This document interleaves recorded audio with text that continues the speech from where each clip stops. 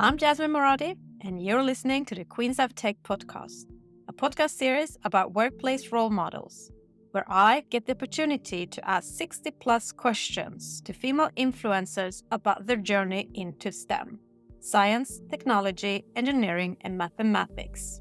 My vision with this podcast is to raise the workplace ecosystem for women in tech.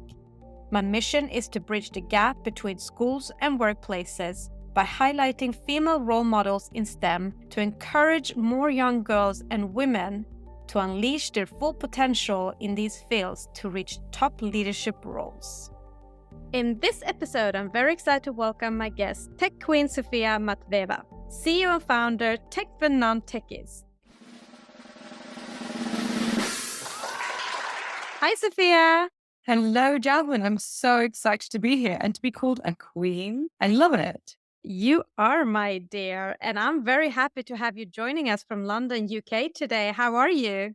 I am really proud of myself today. You know, when you're on a flow with your client and you just know, damn, I killed it today.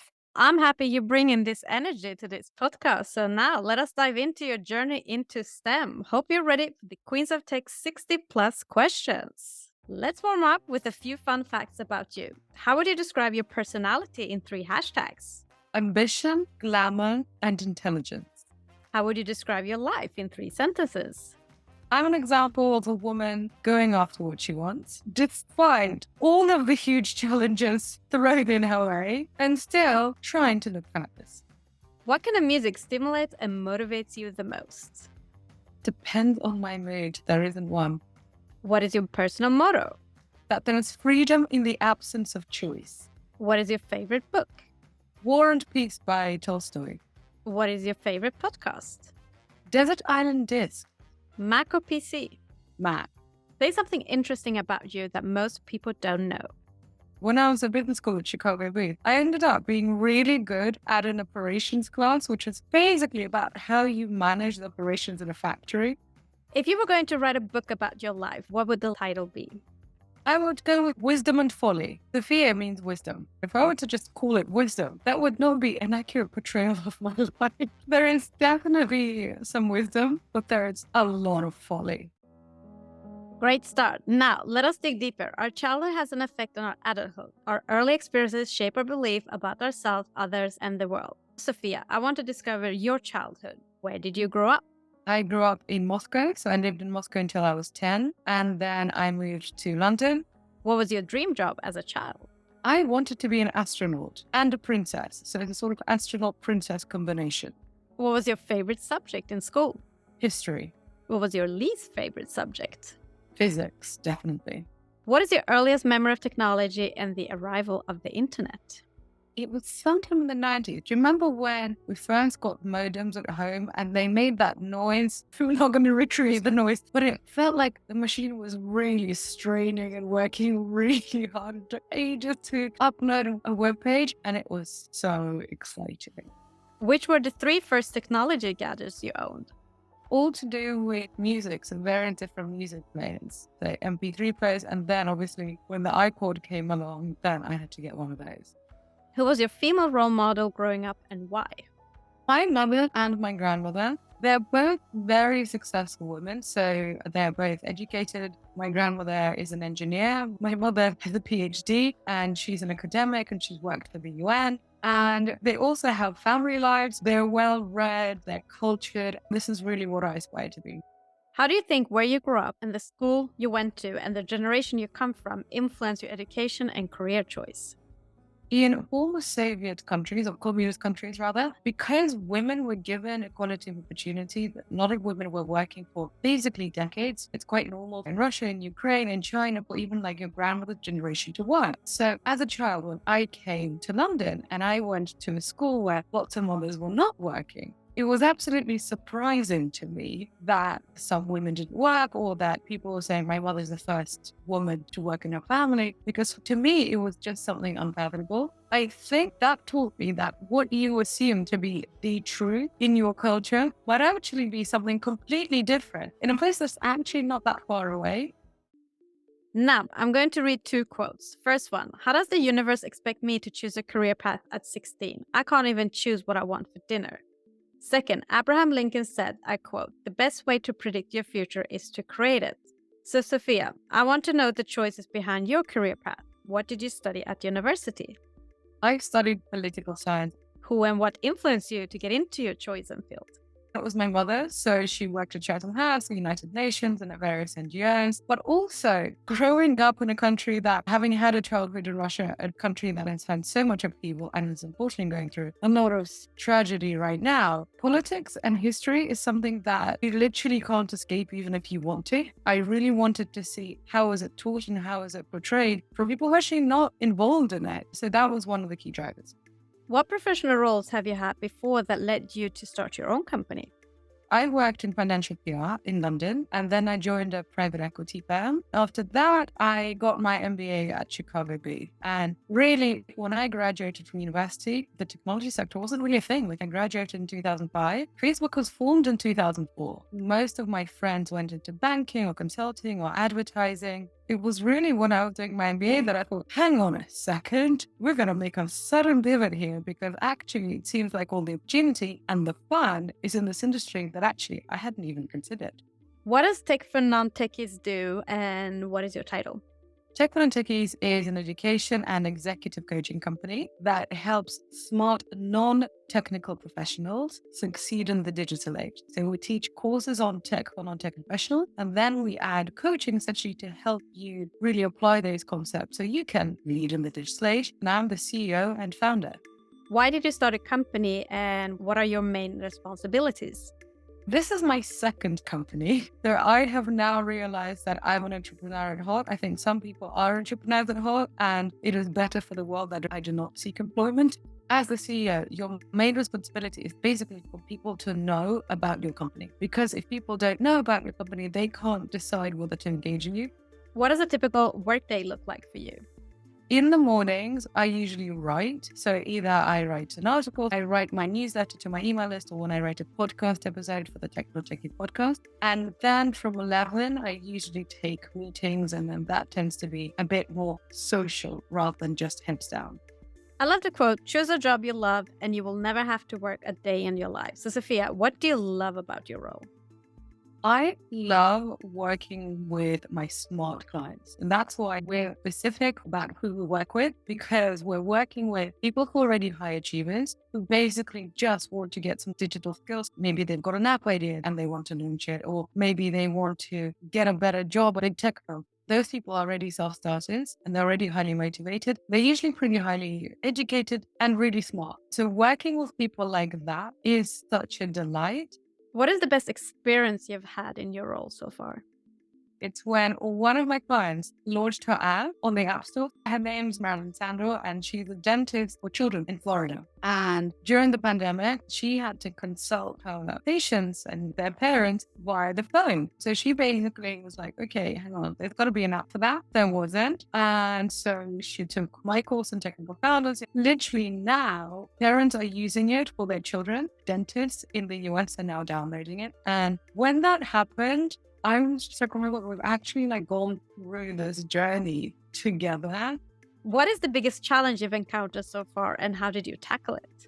As an entrepreneur, you're mostly trying not to lose your mind. I would say that one of the biggest issues when you're an entrepreneur and when you deal with corporate, because we have individual clients and we also deal with pro customers, take ages to pay their bills. And their bills are usually really big. So they're literally in the tens of thousands of dollars. And if you are Microsoft selling to Facebook, that's fine. They can take 3 months. They weren't even noticed. But when you're leading a small business, oh my God, invoice and money in your backup. Anybody from a large company, please, guys, work on this. Because I've spent so much of my time literally crying over unpaid invoices. What do you wish everybody understood about your role?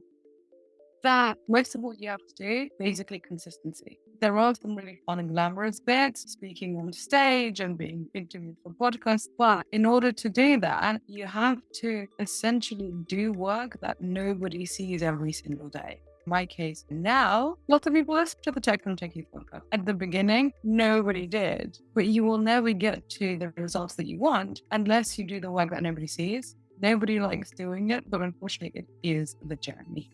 What is the one common myth about your profession or field that you want to disapprove? That it's all glamour, maybe 10% on a good day. What do you love about working in the tech industry? That there is always something new and that it's always changing and that you cannot be caught, even if you tried. Oprah Winfrey said, I quote, "Think like a queen is not afraid to fail. Failure is not a stepping stone to greatness." Sophia, what have by far been your biggest achievement in your career? I would say that my companies and what are out there, Tech For Non-Techies so far have been my great achievement because I can see the results that people are getting when I see human beings whose lives changed. For example, I worked with a lady who was working in a financial institution. She was pretty boring and stale. And now she's got a senior leadership position at Amazon. She did the work. I was there to help them. What's the biggest factor that has helped you become successful? Any success habits? Consistency, doing the work even when you don't want to. And I think there's this myth that like, oh, you've always got to be in flow and do things that you want to do. There are things that I love doing, like actually working with my clients, but who likes doing taxes or just like writing email? How do you measure your own performance at work then? Revenue. Basically, you need to measure revenue, but also you need to see our clients getting results. What is your biggest failure in your career and what did you learn from it? Actually, I can picture the room right now. I was in job interview and I just got the creeps from the person who was interviewing me. Like when your whole body tenses up and everything about you just says, just run, just go. But the person's quite well known. It was like quite a prestigious thing. And I remember I just squashed that feeling in me. And I was like, no, this is a really good opportunity. And that feeling ended up being completely right. That person was totally unethical and spent quite a lot of his time basically trying to get under my skin. And since then, literally something in me knew to stick myself to the chair, not to run away. And yet my prefrontal cortex was like, no, this is a good opportunity. You must stay here. I would say that is a failure on my part because I was given the source and I chose not to follow them. They basically led me to a really bad situation. I would say, if you're in a room and the dude just gives you the creeps, just get out of there. What is inspiring and motivating you the most in your role and career right now? I'm at the stage of my company where opportunities are coming to me, which is really cool, and opportunity to work with really interesting people on interesting projects. That was not the case even very recently, because when you start something, nobody knows about you. Let us now jump into the influence of mentorship and role models. Role models can consciously or subconsciously be a powerful force in our lives. In addition, mentors can guide us through our career journey and open up the world of possibilities. Sophia, do you have a mentor today? Yes, I do. And her name is Emma Sinclair. She is the CEO and co-founder of a tech company called Enterprise Alumni. And she wrote an article actually in the Financial Times about how she made an effort to raise half of the money that they raised from female investors. Who is the female role model you look up to in your field? That's the person I was actually talking about, Emma. History shows that it has been more common for men having mentors and role models in business than women. Sophia, how important do you think it is to have a role model and mentor during one's career? I think it's hugely important. And I would say don't only have one. And also don't actually think of a mentor as somebody who necessarily speaks to you. I would say that I have other mentors who have never met me, don't know that I exist. There are people who've written books, whose books inspire me. There are people whose podcasts inspire me. There are online courses that I've taken that really inspire me. Let's move on to leadership. Sheryl Sandberg, CEO of Facebook, said, I quote, "Leadership is about making others as a result of your presence and making sure that impact lasts in your absence." What does leadership mean to you? Inspiring people to do things without you. What do you consider a good versus a bad leader? A good leader is somebody who inspires people and then trusts them to get on with it and leaves the door open for questions, but essentially trusts smart people to do what they know how to do. Whereas I think a bad leader is somebody who doesn't have that trust. They feel the need to basically look over your shoulder all the time and micromanage. Who is your favorite female tech leader? I really like the female non-technical founders. There's Robin Exton, the founder of a company called Queer Women's Dating App. And she went through Y Combinator and she raised millions, like 6 million users. She had to learn how to do all of this by not becoming a developer herself, but essentially by co-creating. And this, I really love her story. I find her incredibly inspiring because the story that if we want to succeed in the digital age, you have to learn to code, it is misleading and it puts a lot of women off because the coding world isn't necessarily so welcoming to women. Actually, there are so many ways that you can lead and have an impact without being a coder. You need to learn how to work with developers. You don't need to become a developer. And Robin is a great example of that. How would you describe yourself as a leader? I would say that I set the vision and I let people get on with it. And sometimes it's a good thing and sometimes it's a bad thing. I probably could be a bit more hands-on. What leadership lessons have you learned that have formed you into the leader you are today? I would say that bad experiences form you more than good experiences, sadly. My bad experiences are essentially when I would see people, say, getting promoted because they were related to the right people, or they kind of sucked up to the boss rather than because they actually did work. I've seen this, and seeing that, I was just like, oh my God, no, actually, meritocracy, access to opportunity, that's what matters, not the fact that your dad knows. But sadly, I've been in situations where people got promoted for those reasons. And from those experiences, I really learned that actually transparency of why people get things and why other people don't, that's super important. What are your 3 strengths and 3 weaknesses? Strengths are connecting with people, writing, and also distilling complicated ideas into simple things. Weaknesses, when you have to be very deliberate, when you have to sit there and you have to really weigh up your options for a very long time. That is not something I like doing. I like to make a decision, go, and then figure it out and pivot if necessary. Also, lots and lots of attention to detail. Not really something I'm interested in. If you have too much attention to detail, you can't really be in the role of a founder. I think a founder needs a number 2 that has lots of attention to detail. That's why you have the CEO and the CFO. I find it very difficult when people are not as driven as I am. So I'd say patience. Let us now jump into the hottest topic in business today, workplace culture, unblocking the power of diversity, equality, inclusion, and belonging. Sophia, what do diversity, equality, inclusion, and belonging mean to you personally? They mean equality of opportunity. As long as people have equal access to opportunity, then we can all thrive. What do you consider being 3 to 5 signs of good company culture if you were to join a company?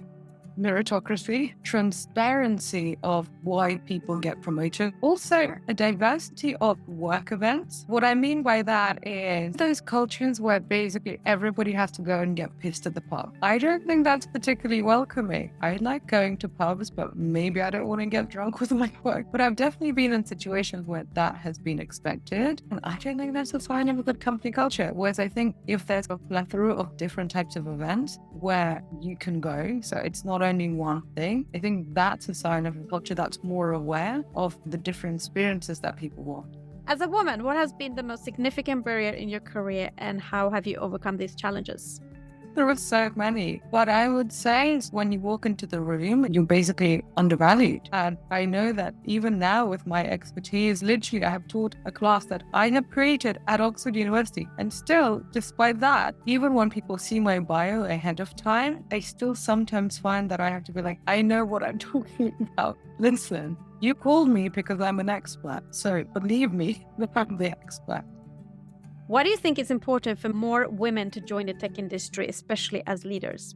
Because the tech industry is impacting absolutely everything. If we only have products that are made by one section of the population, they are only going to really serve one section of the population. Simply as a consumer, I want more women to make products or to be in leadership roles in companies that make products because I want better products. But also as an investor, I would also want to see more opportunities that women see because women solve problems that women chase. For example, there is a reason why there are lots and lots of laundry delivery apps in Silicon Valley because all these single guys who've never done their laundry who needed an app to do it. Whereas I think women look at health tech and look at how many women are actually getting funding for female health. Not many. The more women actually we have innovating, then the more women will have investing and the better off we'll be as consumers, but also as a society where we'll have healthier people. Do you and how do you speak with your female and male friends in your network about diversity, equality, inclusion, and belonging challenges, especially salary gaps? Well, I'm not now. The salary gap doesn't apply to me so much, but when it's something that we talk about is the gender funding gap, I'm not looking for funding, but when you hang out with entrepreneurs, something that people really talk about. There are many public and internal discussions about the barriers women face from reaching high positions in the tech industry. How do you feel it has affected and is affecting you? And what is your advice on how to best unblock these roadblocks? I even contributed to that discussion. So I remember I wrote an article about the barriers that women face getting funding that ended up being on the front page of the Financial Times. I wrote something similar for The Guardian. I'm glad that I did because I think it's important to actually have your voice heard. But I'm frankly frustrated that even after I am on the front page of the Financial Times with my message as a founder, he really thought something will now change. This is what's frustrating, is that yes, it's important to add our voices, but I also think it's important to vote with our feet. For example, if you're not getting paid what you should be getting paid, then find an employee who will. If somebody is behaving inappropriately, then threaten to sue the company. I think that we have been too reliant on basically saying, oh, if we bring up the problems, then people will see what a bad problem it is, and then something will happen. Actually, we've got to take the situation by the balls. As the tech industry finds it hard to attract and retain women, what is your best advice or strategies for how companies can work to build a stronger corporate culture that engages gender diversity? I'd say that one of the first things to do is for people not to try to sleep with women, making fun of this, but actually there is so much unwanted attention that happens at the office, and I certainly had it, and I'm unfortunately not at all an exception. And I don't think that companies in general are tackling it properly. I think that we have gender and diversity trainings where essentially people sit through some sort of training and they just sit through those 3 hours. But I think what really we need to do is actually educate people on what do you do if you see something happening. Because I actually think that most people are good people. I think most men are good men, but you don't need everybody to be a sleazy asshole. You just need one. And just that one person can ruin the working lives of the women there and also ruin the reputation of the company. One of the things that companies really need to do is to actually educate people on, like, okay, if you know that this person is a sleaze, here are the things that you can do. And maybe going to HR is not the first thing. Maybe the first thing is actually talking to the guy and being like, look, this is not cool. If you do this again, this is what I'm going to have to do. What would you say are the few challenges of implementing diversity, equality, inclusion, and belonging culture in a workplace today?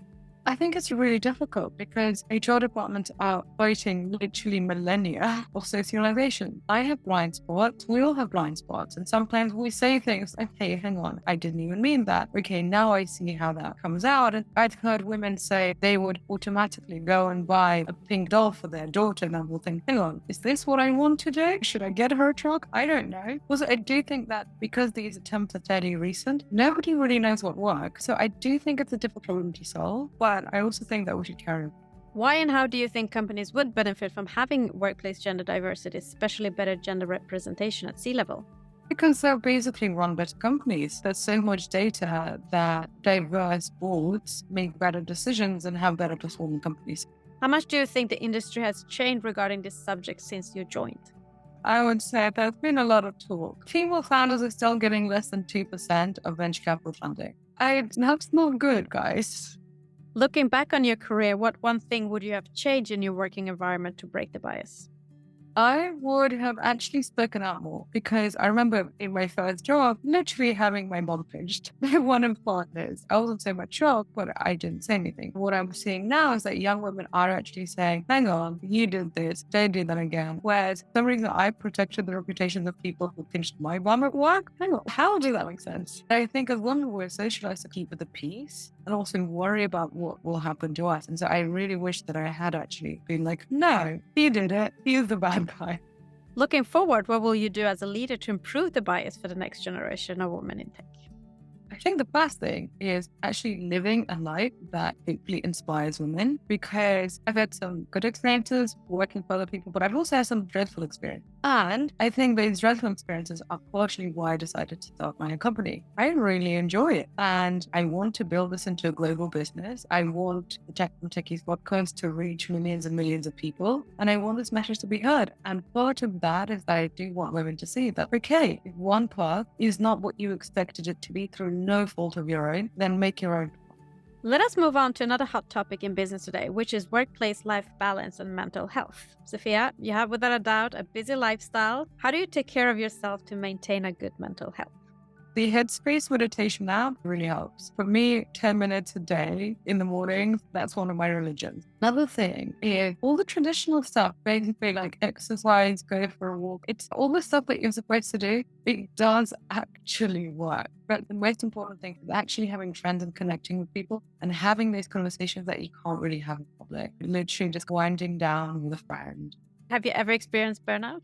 Oh, and get very close to burnout, and with that I pull back. It's a constant dance. Being in the CEO position is that you cannot afford to mess yourself up. If my brain doesn't work, I won't be able to essentially make payroll. What motivates you every day to get out of bed?